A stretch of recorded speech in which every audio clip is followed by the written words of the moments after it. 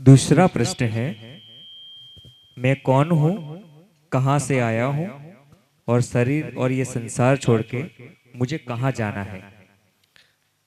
देखिए, अध्यात्म जगत के मूल प्रश्न हैं कुछ, और ये सभी प्रश्न एक दूसरे से जुड़े हुए हैं।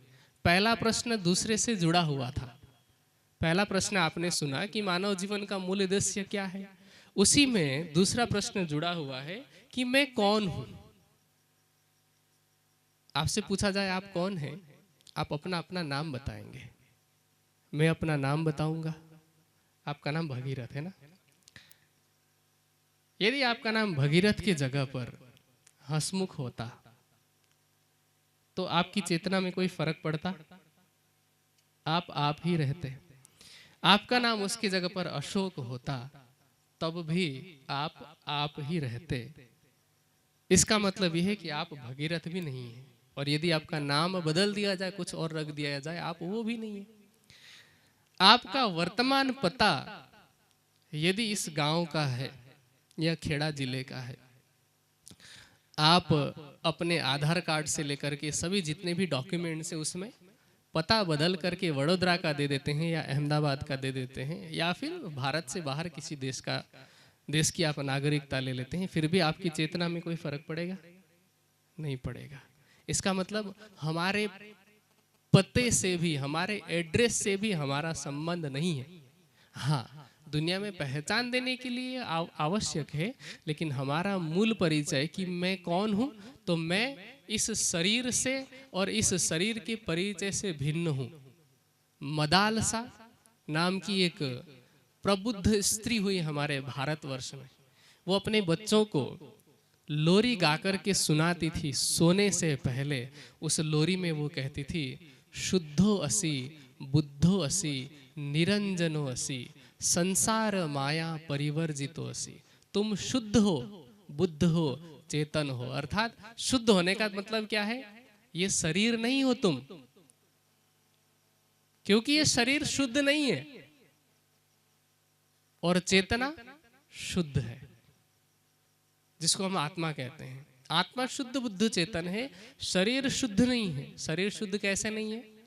मनुष्य शरीर में कितने द्वार बताए गए हैं? 9 द्वार। प्रत्येक द्वार में से किसी न किसी प्रकार से गंदगी निकलती है कि नहीं? आंख से गंदगी, नाक से कफ रूपी गंदगी, मुख से भी गंदगी, मल मूत्र रूपी गंदगी, कान से भी गंदगी, और रोम रोम से पसीने के रूप में, मैल के रूप में गंदगी निकलती है। तो शरीर पवित्र नहीं है। आप गर्मियों के दिन में जब पसीना निकलता होगा, 3-4 दिन के लिए बिना नहाए देख लीजिए, गंध आने लगेगी। और हम क्या करते हैं कि इसी गंदगी से युक्त शरीर को सजाने संवारने में अपना जो पहला प्रश्न था ना, अपना जो मूल उद्देश्य था मानव जीवन का, उसे ही भूल जाते हैं कि मैं कौन हूं, उसकी पहचान करना। तो हमारी जो पहचान है वो हमारी आत्मा से है, चेतना से है। हाँ, नाम कोई अलग अलग ले सकता है। और जैसे ही पहला प्रश्न है, दूसरे प्रश्न के 3 अलग अलग भागों में से पहला प्रश्न है मैं कौन हूं, दूसरा है मैं कहां से आया हूं।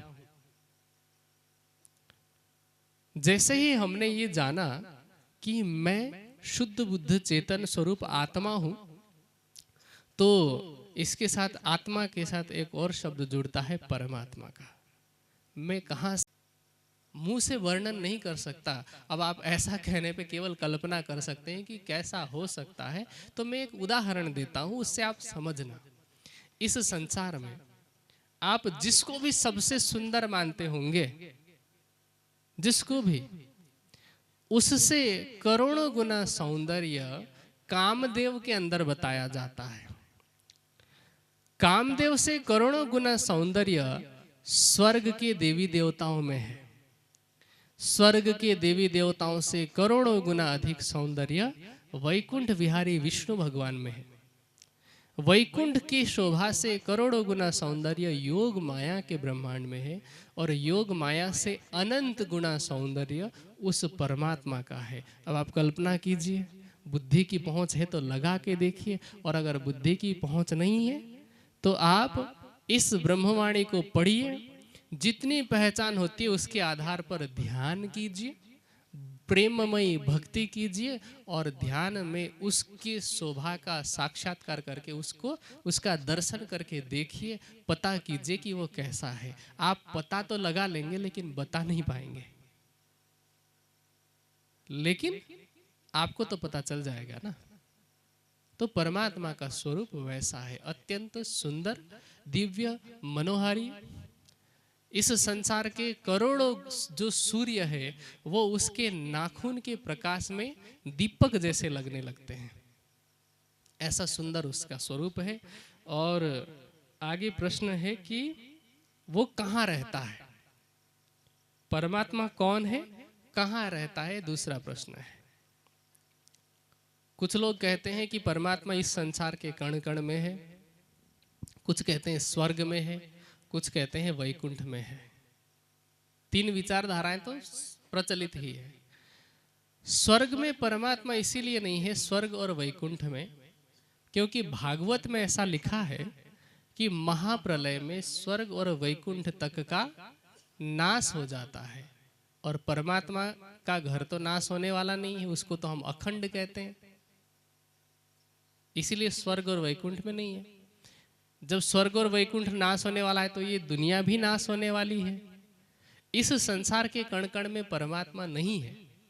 कबीर जी ने सरल शब्दों में कहा कि पिंड में होता तो मरता न कोई, ब्रह्मांड में होता तो देखता सब कोई, पिंड ब्रह्मांड दो से न्यारा, कहे कबीर सो साईं हमारा। अब कुछ लोग क्या करते हैं, जैसे नवीन वेदांती हैं, उनका एक मत है कि परमात्मा इस संसार के कण कण में है, लेकिन जैसे दूध में घी छिपा हुआ होता है, उसको पाने के लिए मथना पड़ता है, मथने पर घी की प्राप्ति होती है, ऐसा वो तर्क देते हैं। लेकिन मैं इसी तर्क को तारतम्य ज्ञान की दृष्टिकोण से देखते हुए इसका उत्तर देता हूं। यदि दूध के कण कण में घी को माना जाए तो दूध में घी के गुण होंगे, है कि नहीं?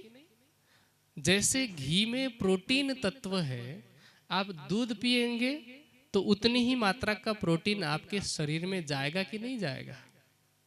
जाएगा। तो आप उस दूध में से एक चम्मच भी निकाल करके पिएंगे तब भी उसमें वही गुण कर्म होंगे, है कि नहीं? उसके जो केमिकल फॉर्मूला होंगे, गुणसूत्र होंगे, वो तो वही होंगे। और आप पूरे गिलास का भी दूध पी जाते हैं तब भी वही गुणसूत्र होंगे। इसी तरह इस संसार के कण कण में दूध में घी की तरह परमात्मा को व्यापक माने जाने पर परमात्मा के जो गुण होंगे वो भी इस संसार के कण कण में होना चाहिए। जैसे दूध में घी का गुण है वैसे ही संसार में परमात्मा का गुण होना चाहिए। अभी थोड़ी देर पहले हमने परमात्मा के गुण के विषय में जाना कि परमात्मा सत्य है। क्या आप इस संसार को सत्य कह सकते हैं? परमात्मा चेतन है जबकि ये संसार जड़ है। परमात्मा आनंदमयी है और ये संसार कैसा है? दुखमयी है। परमात्मा ज्ञानमयी है, उपनिषद में उसको कहा गया है सत्यम ज्ञानम अनंतम ब्रह्म,